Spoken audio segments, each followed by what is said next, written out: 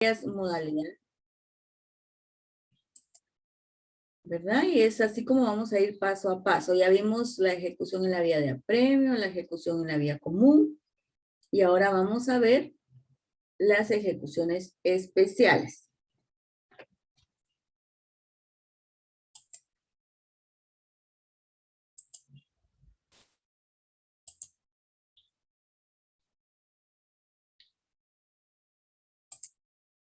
Es importante que tengan su código a mano para poder ver solventar cualquier duda, ¿verdad? Muy bien. Tenemos entonces, me puso al final, las ejecuciones especiales, ¿verdad?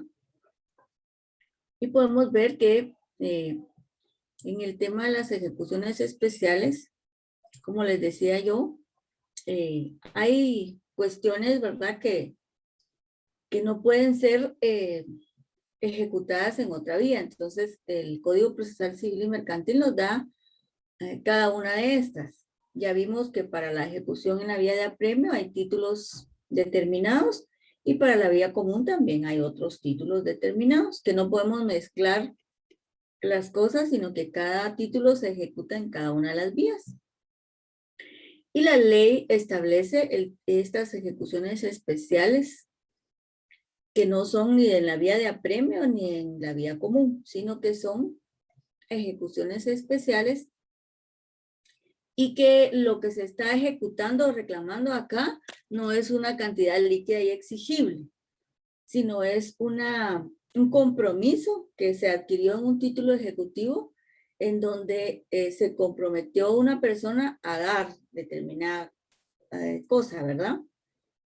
¿Se recuerdan que yo les platiqué un poquito del juicio oral de alimentos, en donde a veces las personas fijaban una pensión alimenticia en una cantidad de dinero y a la par también se comprometían a dar determinadas cosas, por ejemplo, dar la leche, los pañales, las toallitas húmedas o dar ropa, ¿verdad? Porque hay personas que no quieren dar el dinero, sino que quieren dar las cosas. Entonces, acá podría ser un ejemplo de una obligación de dar, ¿verdad? En familia. Y en civil, pues cualquier tipo de compromiso en donde la persona se ha comprometido a dar determinada cosa, ¿verdad? U obligación. Tenemos también las ejecuciones especiales de hacer, ¿verdad? Aquí lo que se ha comprometido es en hacer determinada cuestión, ¿verdad? O determinada acción. Él se ha comprometido a hacer alguna obra, por ejemplo, hacer, y eso sería en cuestiones mercantiles también, hacer determinada cosa de cuestiones civiles. En familia, por ejemplo, podría ser hacer, una obligación de hacer. Él se comprometió, por ejemplo, una persona se compromete en un convenio de familia a hacer el reconocimiento de un hijo que está por nacer, ¿verdad? Porque, por ejemplo, una pareja tiene una relación y está embarazada la mujer y por lo tanto tiene la obligación el padre de reconocerlo, pero la mujer en este caso teme, ¿verdad? Porque la relación ya se rompió, ellos se separaron, por ejemplo, y ella se quedó embarazada. Entonces lo que hacen es llamarlos a un juzgado, a una mediación. Juzgado de paz podría ser también, a un bufete o a una oficina de mediación para hacer un convenio familiar, o también podría ser, ¿verdad?, ante un notario, en donde él se compromete a hacerse cargo, ¿verdad?, de los gastos del niño que está por nacer, y también se compromete al momento de que éste nazca a ir a reconocerlo, ¿verdad?, a realizar el reconocimiento del niño en el registro respectivo, que es el RENAP, ¿verdad?, el Registro Nacional de las Personas. Podrían decir, bueno, pero es que eso no hay obligación porque él sabe que es el papá, pero el problema es que que varios hombres no se responsabilizan, entonces sucede que puede comprometerse mediante un convenio voluntario a hacer este reconocimiento, ¿verdad? Entonces, si solo queda este reconocimiento de hacer, puede hacerse la ejecución de este título en una ejecución especial de hacer, ¿verdad? Y si por el contrario también se comprometió a pagar determinada cantidad de dinero, es cuando yo les comentaba que ahí el título tiene dos vías. Por eso tenemos que tener mucho cuidado, ¿verdad? Para que se pueda ejecutar en una sola vía. Entonces ahí hay que tener cuidado de qué cuestión es, ¿verdad? Si es una cuestión de hacer, tenemos que hacer una ejecución especial de hacer. Si se comprometió, por el contrario, a escriturar, nos vamos a una ejecución de obligación de escriturar. Siempre en el convenio, ¿verdad? Familiar, podría ser que se comprometa él a extender o fraccionar la escritura de traslativa de dominio de la casa, ¿verdad? Eso sucede mucho cuando se quieren divorciar o cuando quieren liquidar el patrimonio conyugal, se compromete la parte a poder trasladar la propiedad del bien que tienen ellos en el matrimonio a sus hijos. Eso pasa muy, muy frecuente, ¿verdad? Que los padres han acordado que la casa, digamos, o los bienes que ellos adquirieron en el matrimonio van a quedar a nombre de los hijos. Entonces, a veces se comprometen de que cuando terminen de pagar el préstamo, por ejemplo, van a extender la escritura traslativa de dominio para que este bien pase a nombre de los hijos. O, por el contrario, para que se pueda escriturar a favor de uno de los cónyuges totalmente, ¿verdad?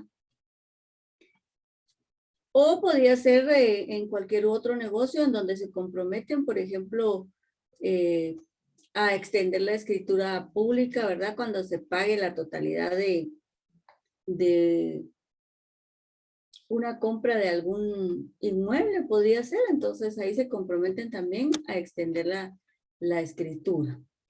Eso sería una obligación especial de escriturar. Y la ejecución de obligación de no hacer.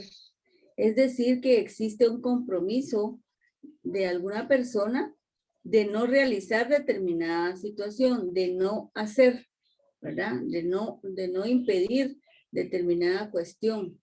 Aquí es contrario a hacer, de no hacer. Que se compromete, ¿verdad? De no hacer, ahorita no se me ocurre un ejemplo en familia y un ejemplo práctico en civil. Quizás sería el de no realizar determinada venta, podría ser, ¿verdad? Cuando es alguna cuestión comercial, de no vender determinadas productos, ¿verdad? Porque en cuestiones comerciales pues existe mucha competencia, ¿verdad? Entonces a veces hay una competencia desleal y las partes quizá acuerdan de que no se venda determinado producto en ese almacén, ¿verdad? Porque tal vez ellos decidieron poner negocios iguales y si el otro va a vender lo mismo, entonces realmente va a haber una quiebra de ese negocio. Ese sería un ejemplo, ¿verdad? Para no hacer determinada cuestión. Aquí en hacer, ¿verdad? O permitir, me recuerdo de lo que más comúnmente se lleva a cabo acá podría ser el hecho de que los padres se comprometen a las relaciones familiares. Entonces digamos que se hizo un juicio de relaciones familiares, ¿verdad? Porque sucede que la mamá no le permitía al papá que él tuviera visitas o que pudiera relacionarse con sus hijos. Entonces el papá viene y inicia un juicio de relaciones familiares, en donde lo único que queda establecido es que se va a permitir la relación, ¿verdad? Que el padre se va a relacionar cada fin de semana con sus hijos, que lo va a poder sacar de la casa, el niño va a poder permanecer en la noche con el papá, ¿verdad? No hay ningún problema y lo podrá recoger el viernes, por darles un ejemplo, a las 6 de la tarde y devolverlo el domingo a las 6 de la tarde. Pero sucede que ya después de haberse acordado esto, o cuando es voluntariamente, ¿verdad? Si hubo un acuerdo. Pero también puede ser que en sentencia se haya dispuesto esto y la madre de todas formas no cumple con hacer, ¿verdad? Que esta relación se dé. Entonces acá cabría muy bien una ejecución especial de hacer, porque esta persona no le permite al padre relacionarse, ¿verdad? A pesar de que existe un documento en donde se quedó establecido la forma en que se podría hacer la relación familiar. Y lo que comúnmente se hace es que se tiene por recibida la solicitud de ejecución, ¿verdad? O demanda de ejecución de obligación de hacer. Y acá, pues se le da un tiempo a la otra parte, se le establece un plazo para que cumpla, ¿verdad? Con permitir la relación familiar del padre con los niños, con sus hijos. Bajo apercibimiento se consigna, ¿verdad?, de certificar lo conducente en caso de no permitir esta relación familiar. Entonces, lo que se hace es que si no cumple el padre, en este caso, que sería el actor, solicita que se haga efectivo la certificación de lo conducente por el delito de desobediencia, ya que no se cumple con lo que se ha ordenado, ¿verdad? Y lo que se ha pactado o establecido en el convenio familiar, en donde se le ordenó, ¿verdad?, a la madre que permitiera la relación familiar. Muy bien. La ejecución especial es de cosa cierta, determinada o en especie, ¿verdad? Era el ejemplo que yo les daba de la leche y de los pañales, de galletas, jugos, etcétera, ¿verdad? O sea, es una cuestión cierta, determinada y en especie, ¿verdad? Es una cosa tangible. Estamos viendo qué tipo de cosa es la que se comprometió y la que se debe entregar.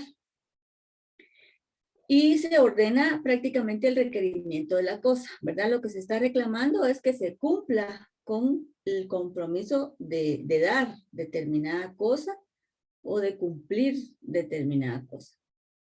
Si en el momento no se cumple con esto, se puede ordenar el requerimiento de la cosa y el secuestro de la cosa, ¿verdad? Porque es una cuestión tangible, un objeto tangible.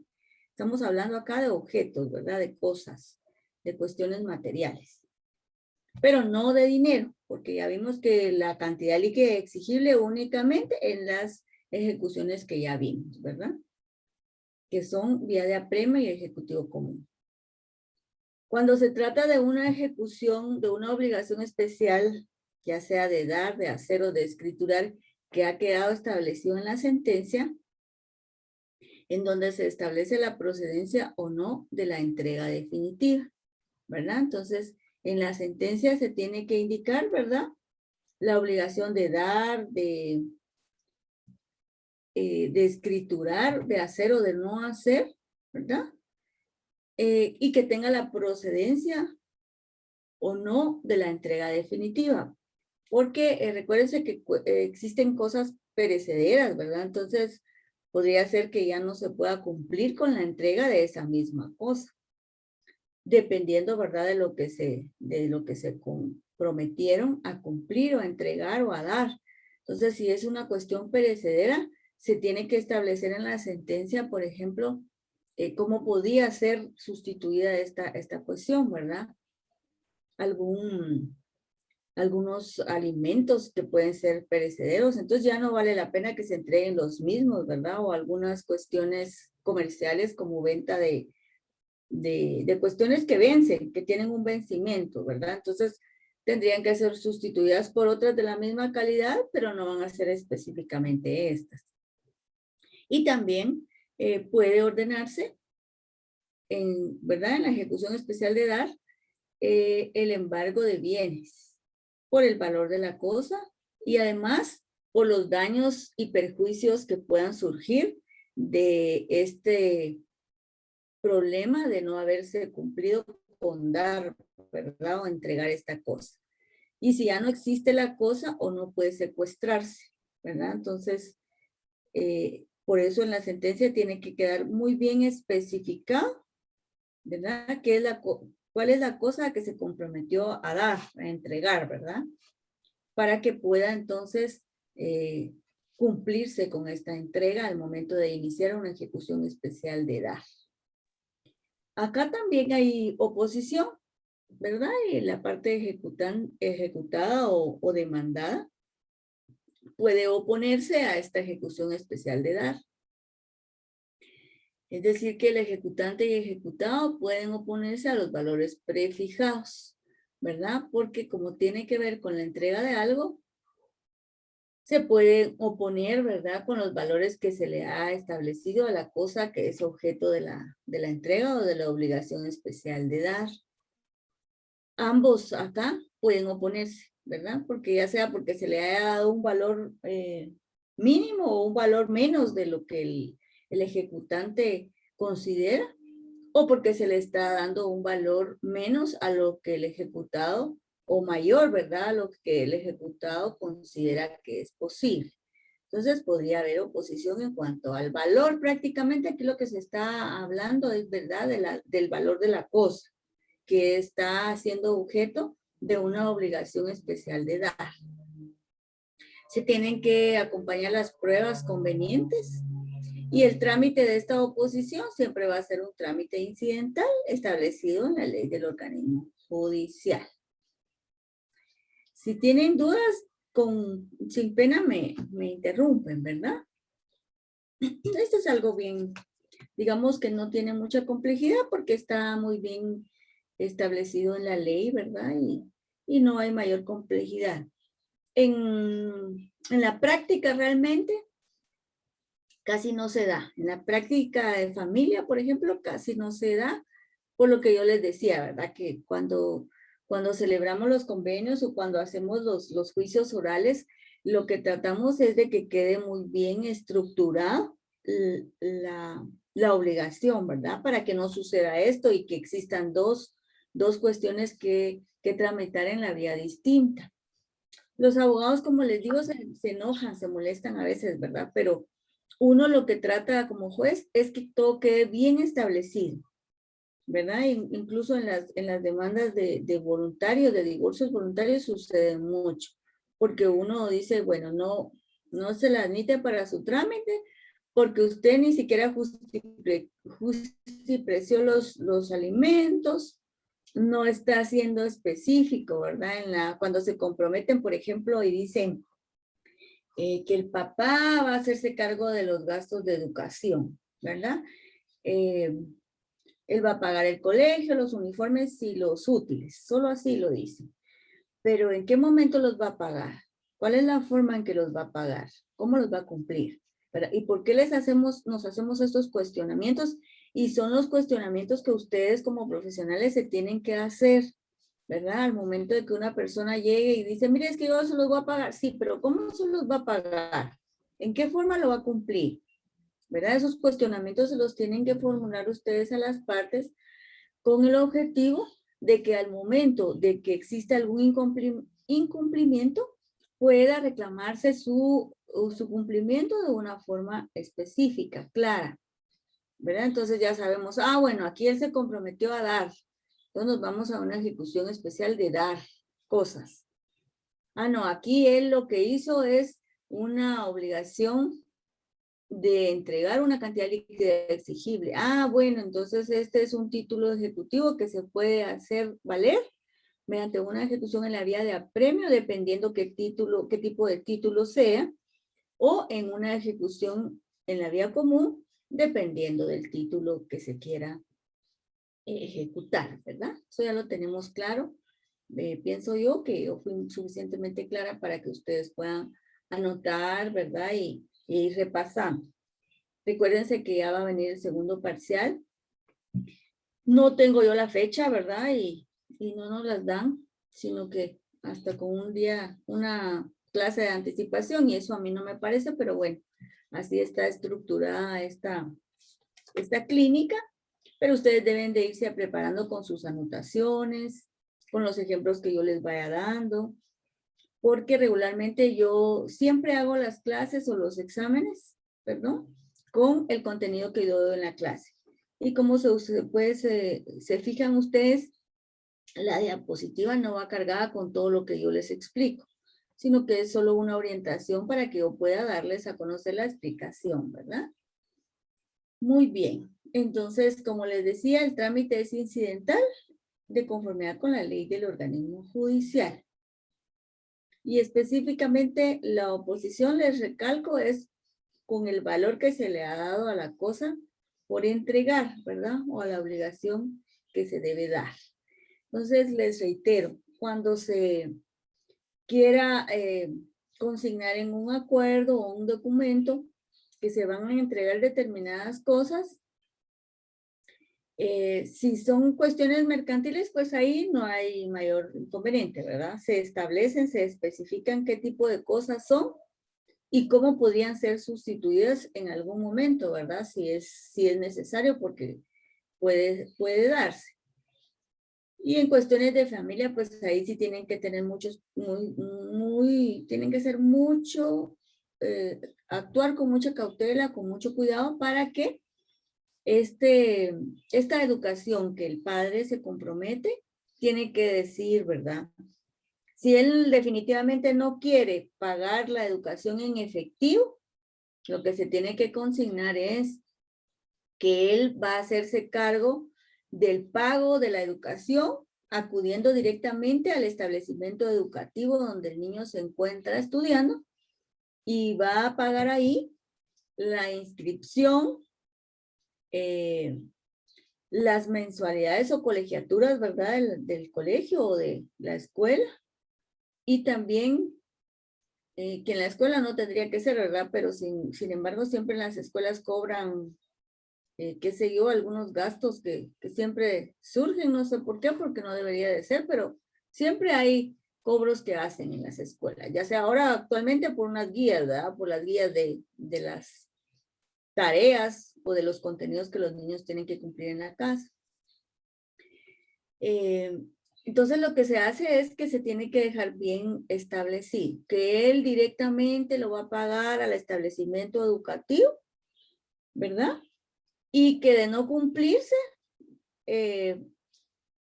se podrá reclamar contra recibo, ¿verdad? Porque como los colegios pues no extienden factura, sino tendría que ser contrafactura.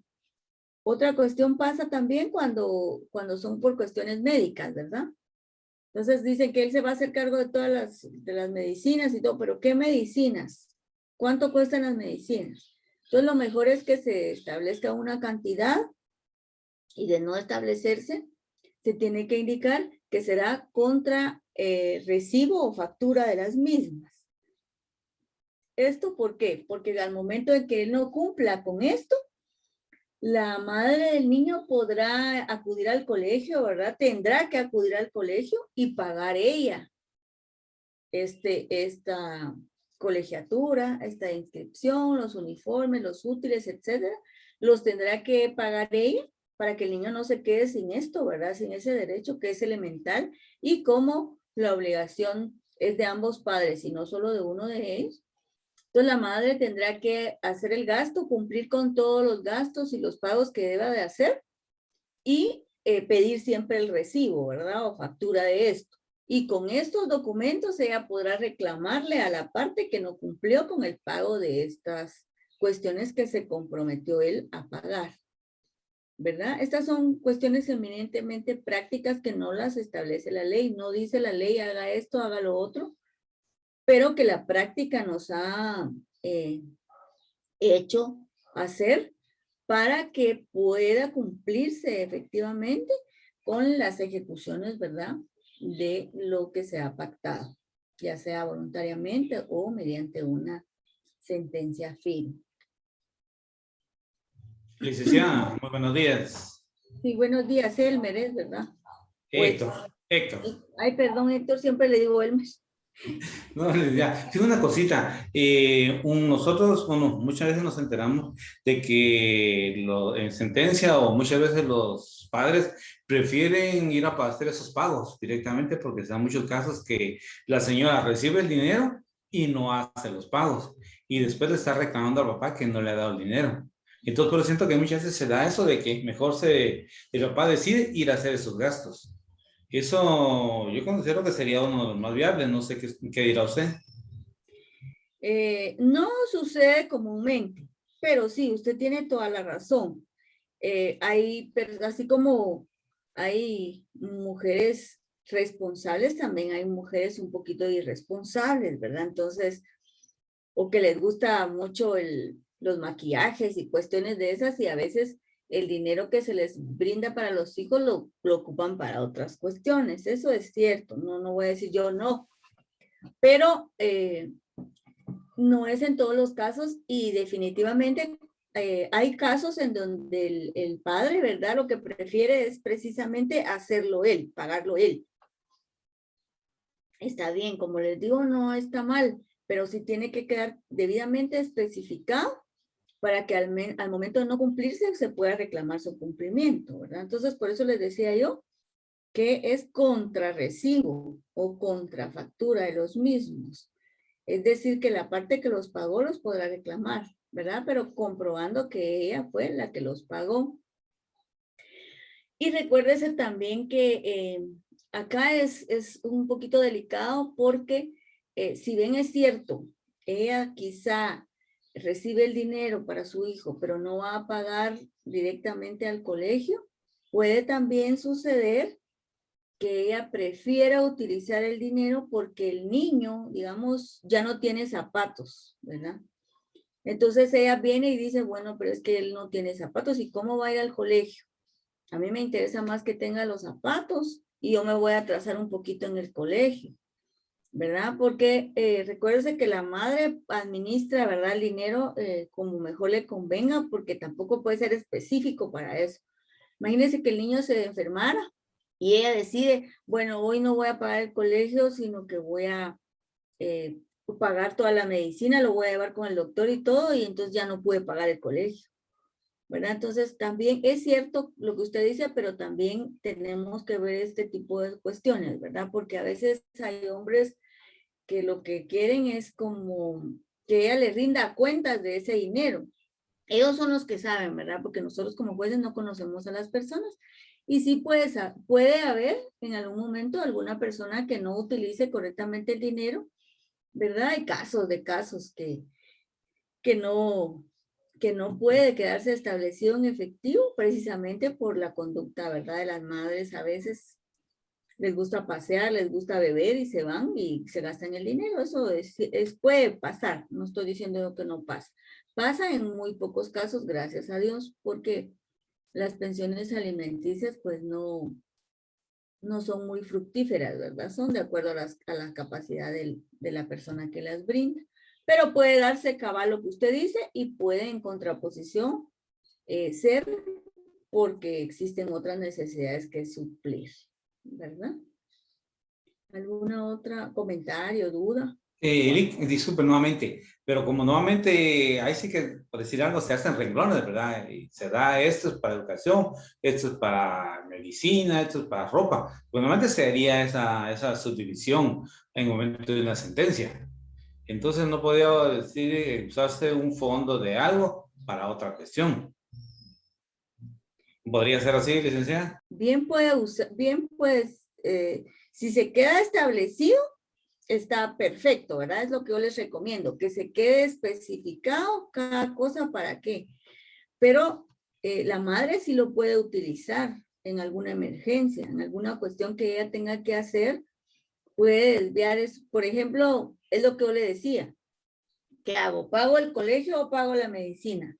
Pago la medicina, porque uno tiene que priorizar en la vida, o sea, nosotros todos priorizamos o al menos debemos priorizar, ¿verdad? Usted tiene ahorita su salario y lo primero que hace con el salario es ir a pagar la luz, el teléfono, la renta, el cable, el internet y todo lo que necesitamos, ¿verdad? Entonces priorizamos en la vida.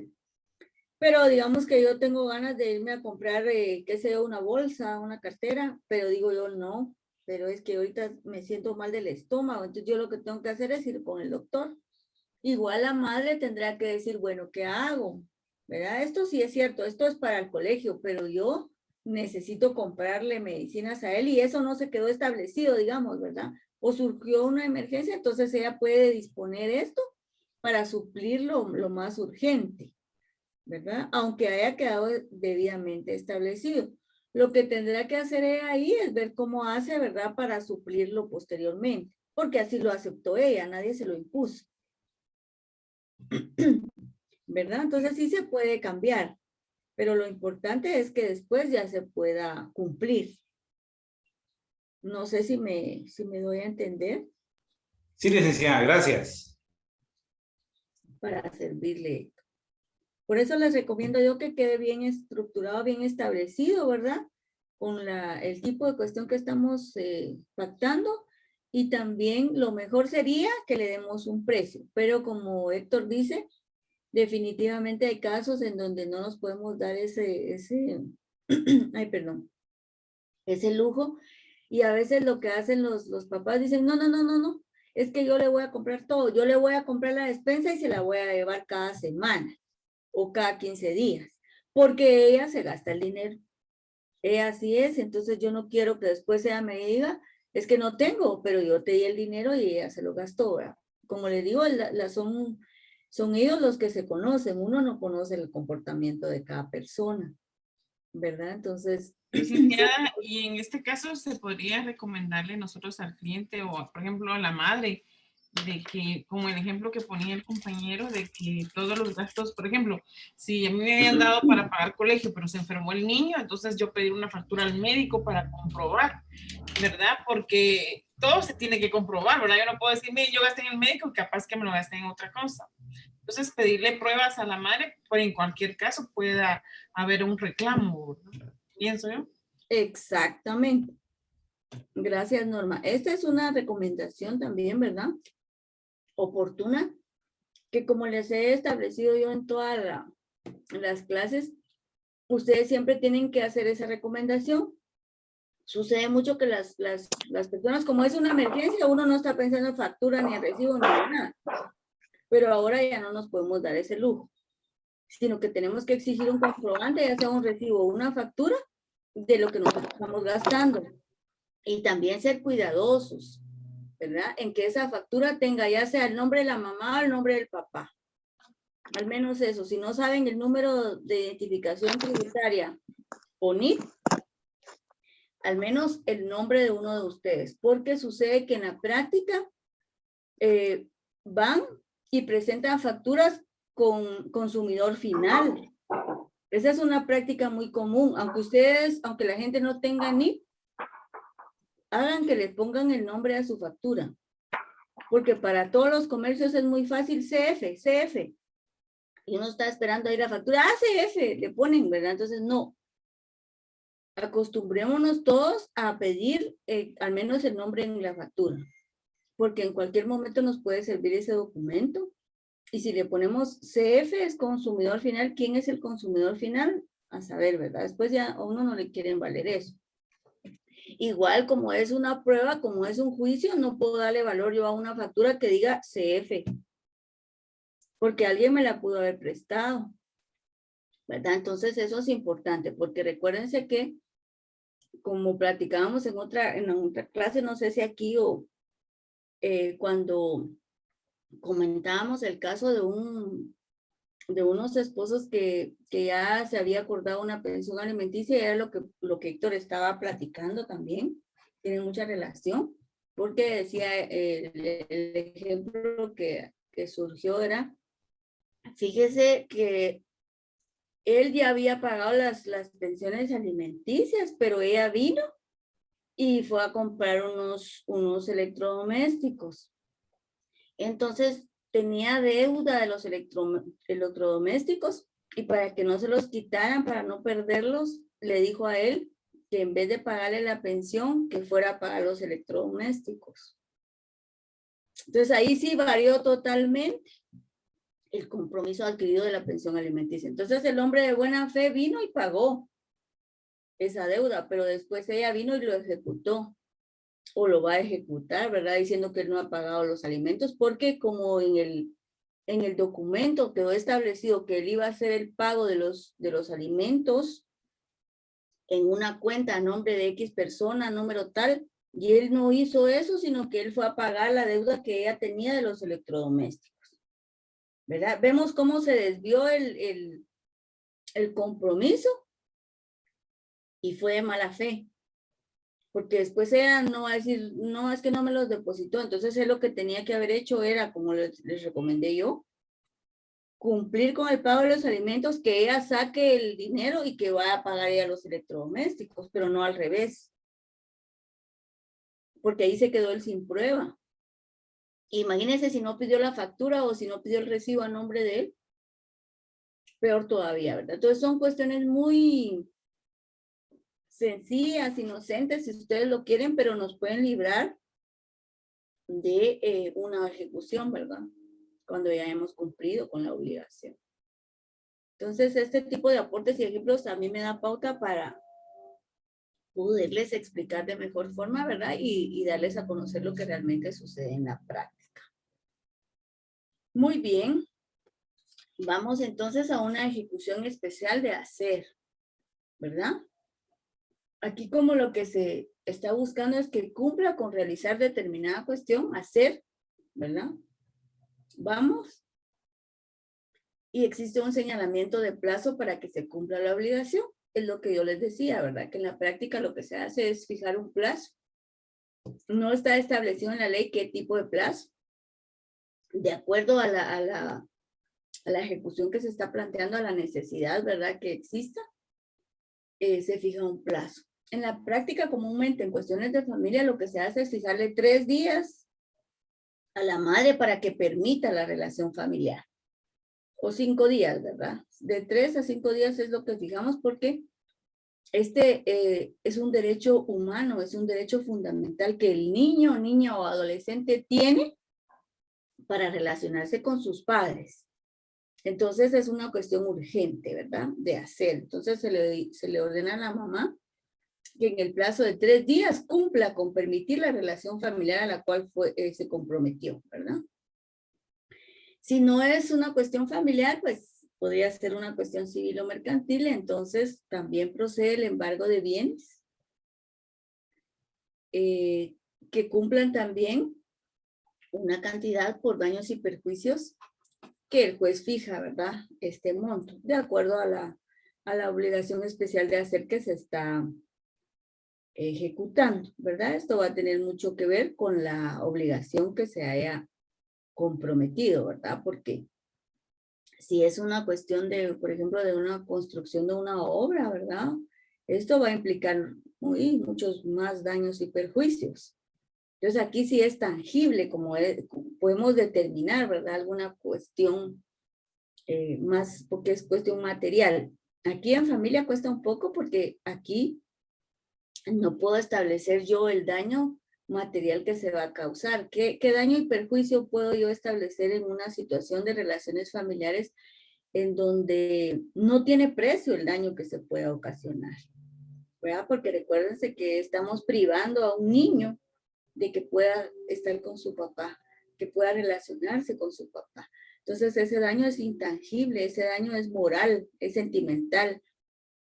Es un daño que yo no puedo establecerlo en dinero. Entonces no puedo decir yo, con 5,000 quetzales que le dé y al niño está feliz, ¿verdad? Y se le va a quitar el daño del que no pudo ver a su papá, que no supo por qué ya no ve a su papá, por qué ya no puede jugar con su papá, por qué ya no puede comprar un helado con su papá, etcétera. Son cuestiones de sentimientos, de moralidad, de cuestiones mucho más profundas y mucho más difícil de establecer los daños y perjuicios que se puedan causar. En cuestiones civiles y mercantiles, ahí sí son tangibles, ahí sí se puede estimar, ¿verdad? Dependiendo de la obligación que se está dejando de cumplir, ¿verdad? Porque aquí es obligación de hacer. Quiere decir que no se hizo lo que se comprometió a hacer. Y que se cumpla por un tercero fijando un término de cumplimiento. Vemos entonces que acá tenemos que obligar al ejecutado, a la parte demandada, a que haga lo que se comprometió a hacer. Pero si este no lo quiere o no, tenemos la facultad de que un tercero lo pueda hacer por él, ¿verdad? Esto siempre a petición de la parte actora. Entonces, usted no lo puede hacer, entonces lo va a tener que hacer una tercera persona que usted indicó, ¿verdad? Al momento de comprometerse, que podía realizar. Y obviamente esto también va a repercutir en las costas procesales, en los daños y perjuicios, porque el ejecutado va a tener que hacerse cargo del pago que implique que un tercero realice lo que él debió realizar. De igual forma puede existir, ¿verdad?, la oposición, y también es en la vía incidental, ¿verdad? Aquí se puede oponer, ¿verdad? La parte ejecutada para que detener, digamos, o que no exista esta obligación de hacer esta ejecución. Se puede oponer y es igual en la vía de los incidentes. Licenciada, el tercero puede ser cualquier persona y no implica ninguna responsabilidad para él, ¿verdad? Solo es de hacer lo que el otro dejó de no hacer. Del otro dejó de... Tanto como cualquier persona, no. Tendría que ser como con un aval, ¿verdad?, de las partes, porque recuérdense que lo que va a hacerse lo desconocemos. Imagínense si fuera una cuestión de hacer de un perito, ¿verdad?, de alguien que tenga conocimiento de lo que vamos a solicitar hacer. Entonces tiene que tener el aval de las partes para que se pueda cumplir con la obligación de hacer. ¿Sí? Porque no puedo, digamos que yo no le puedo ordenar a un contador público que me construya un edificio, por dar un ejemplo, ¿verdad? Tiene que ser una persona que cuente con el aval de ambas partes, de preferencia, para que no exista ningún problema. Y ahí es donde radicaría la oposición, ¿verdad? Porque si la parte ejecutada cree que esta persona no es la más aconsejable, se puede oponer, ¿verdad? O si el actor, la parte que está ejecutando, indica que esta persona no es la más apropiada para que realice lo que el otro tuvo que hacer, ahí también puede haber oposición, ¿verdad? Son cuestiones meramente prácticas y que efectivamente pueden ser objeto de oposición, porque no podía yo como juez ordenarle a X persona que realice lo que el otro tenía que realizar cuando esta persona no conoce lo que va a hacer. Y lo que voy a ocasionar es muchos más daños y perjuicios, ¿verdad? Ya. Muchas gracias, licenciada. Muy bien. Pero licenciado, disculpe, pero en esa línea no muchas veces se pone un pariente. Para que sea un tercero. No necesariamente. Porque, por ejemplo, en cuestiones de familia, sí, ahí sí es más apropiado, digamos, que haya un pariente, ¿verdad? Porque si la madre trabaja, la madre casi nunca está de día, por ejemplo, cuando se va a dar la relación familiar, podría ser que la abuela, ¿verdad?, o una tía se va a encargar de entregar al niño, ¿verdad?, y de recibirlo. Ahí sí es un familiar. Pero en cuestiones civiles y mercantiles, ahí sí tendría que ser más como un experto, ¿verdad? Como la persona apropiada para lo que se está requiriendo.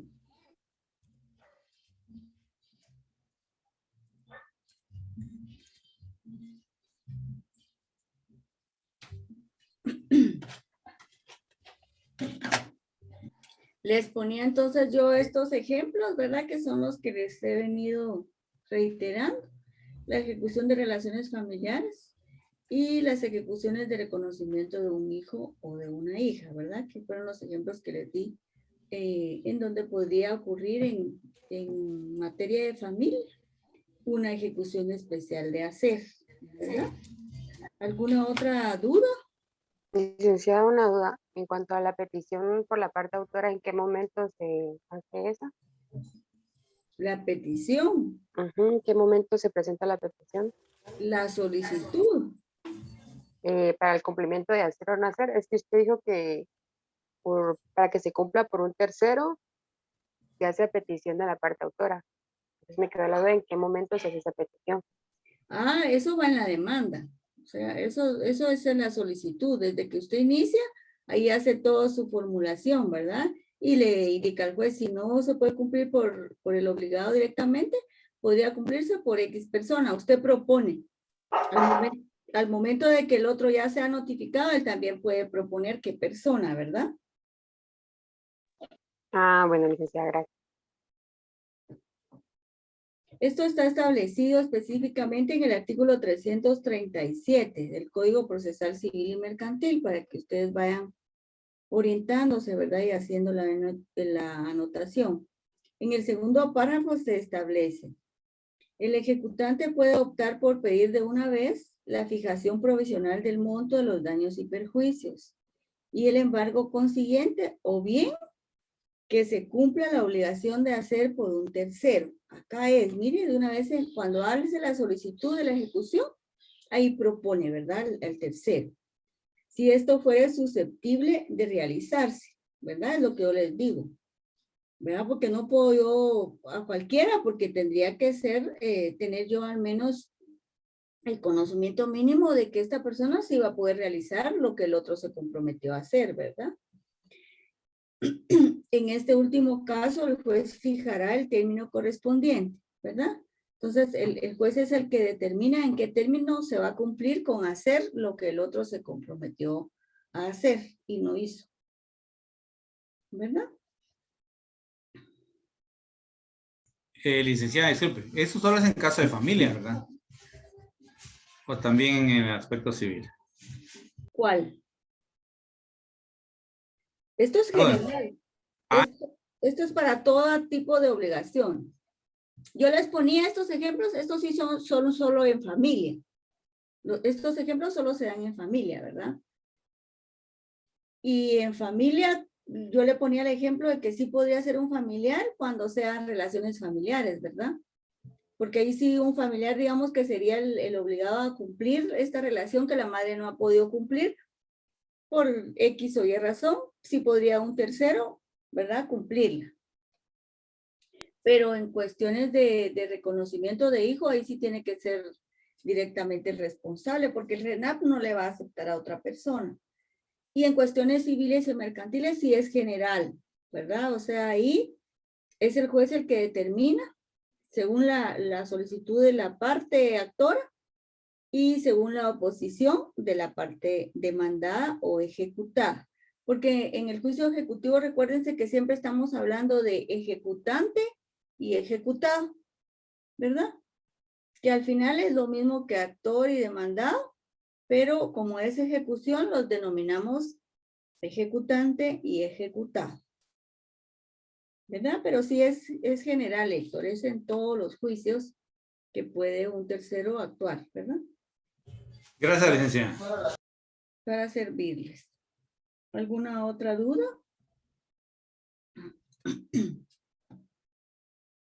Muy bien, vamos a avanzar entonces con la obligación especial de escriturar.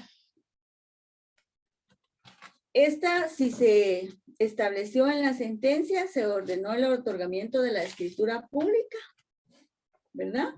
Porque como el ejemplo que yo les daba, ¿verdad? Si en la sentencia quedó establecido que él en el plazo de un mes se va a comprometer a firmar la escritura traslativa de dominio, porque se está resolviendo quizá o se está discutiendo, ¿verdad? La propiedad de algún bien inmueble.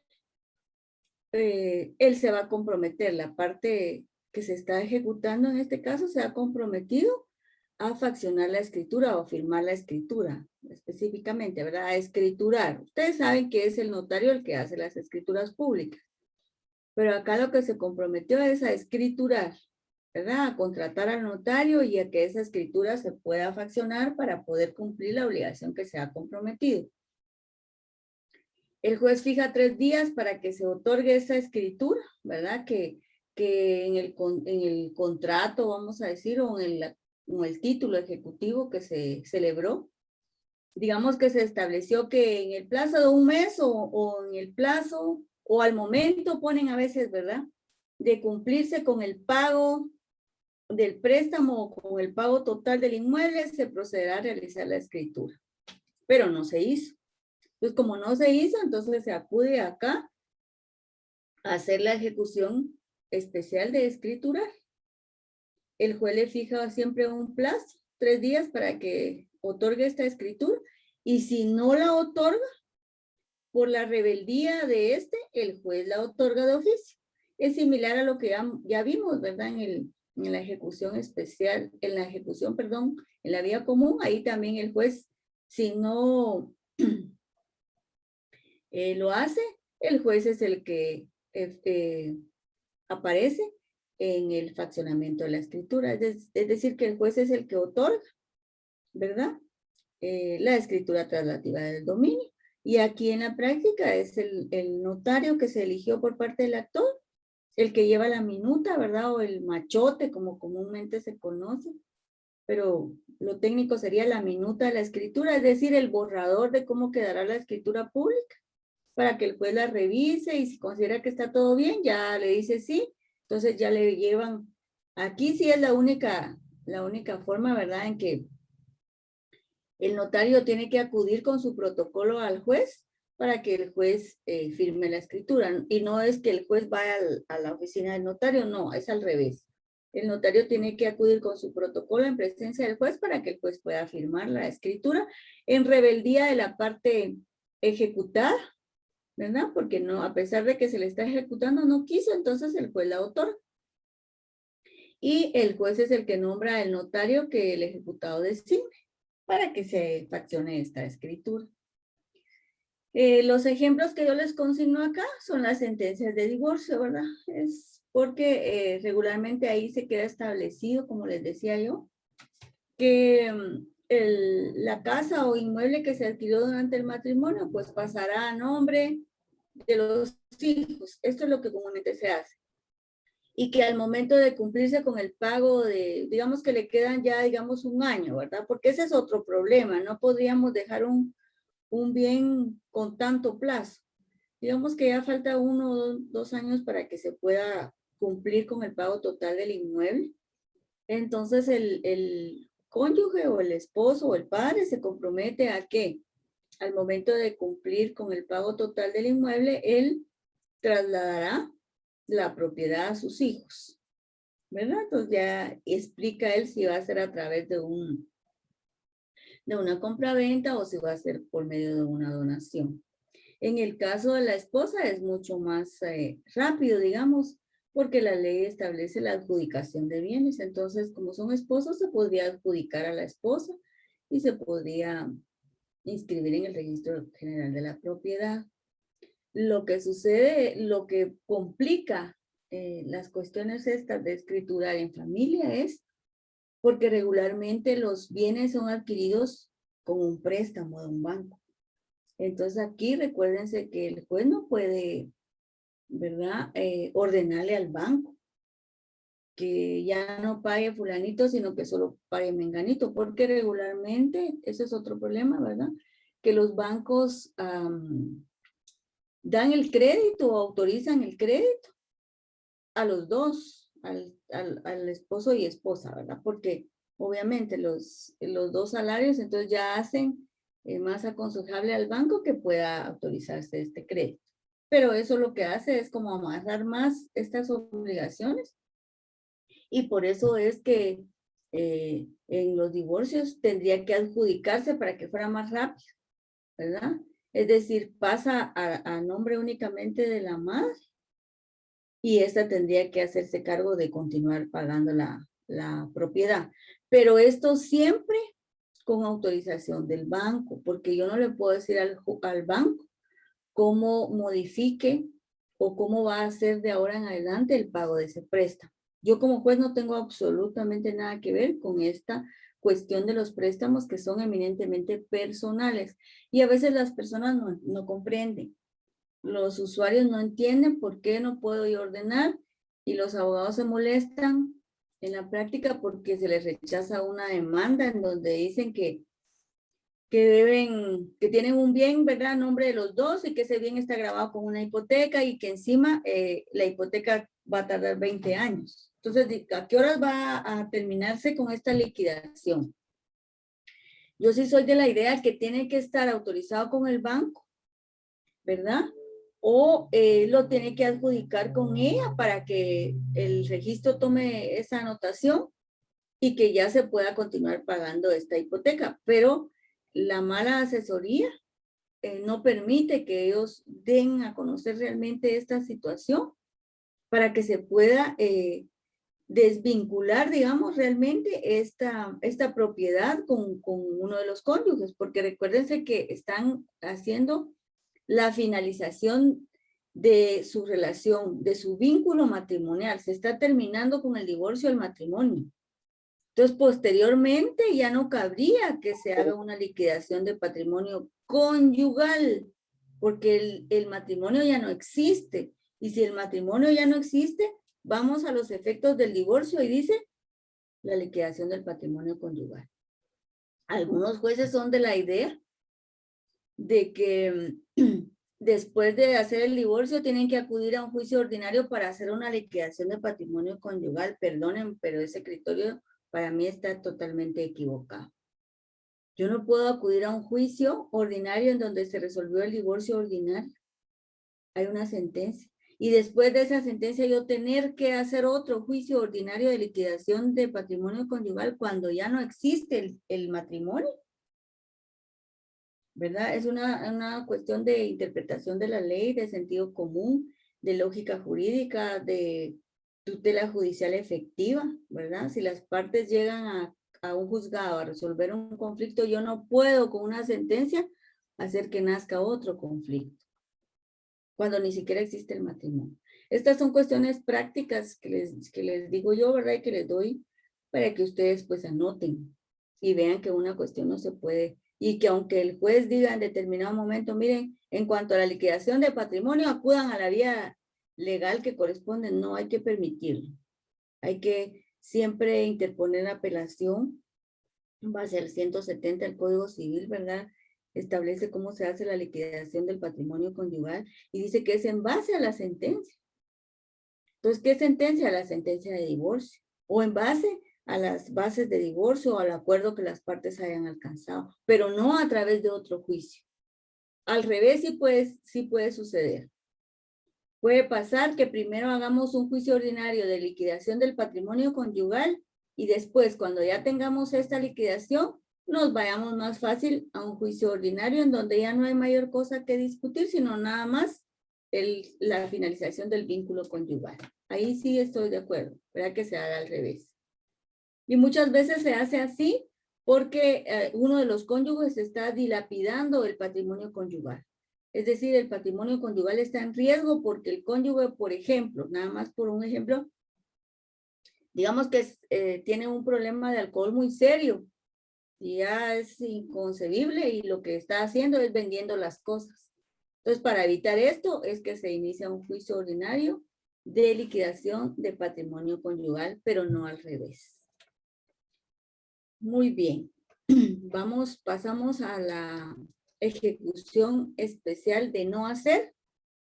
Y de igual forma acá el juez fija un plazo para que se repongan las cosas al estado anterior, si es que se incumplió, ¿verdad? Como se le dijo, no haga, pero él hizo, él tiene que retrotraer las cosas al estado en que se encontraba para poder cumplir con lo que se había comprometido, ¿verdad?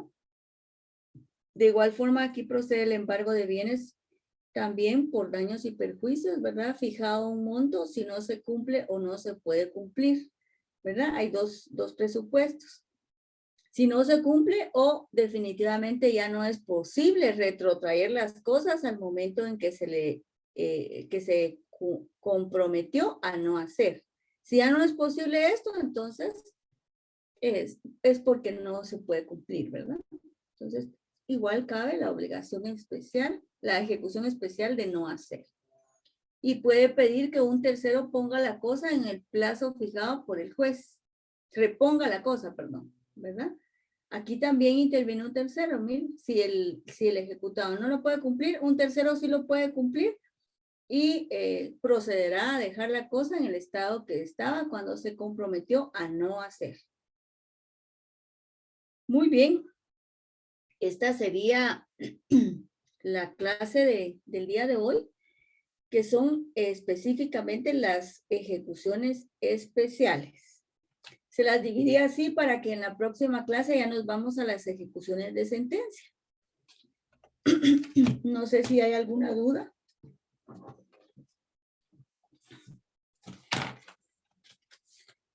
¿No tienen ninguna duda? ¿Sí me siguen escuchando o se durmieron? Sí, licenciada, disculpe. Bien, Lick, ¿será que puede poner? Sí se le puede poner escucha, la diapositiva? licenciada. Lick, ¿será Gracias. que puede poner la diapositiva? Que ya solo me falta la última parte, porfa. La última. Sí, la última, porfa, Lick. Vamos a ver, pues.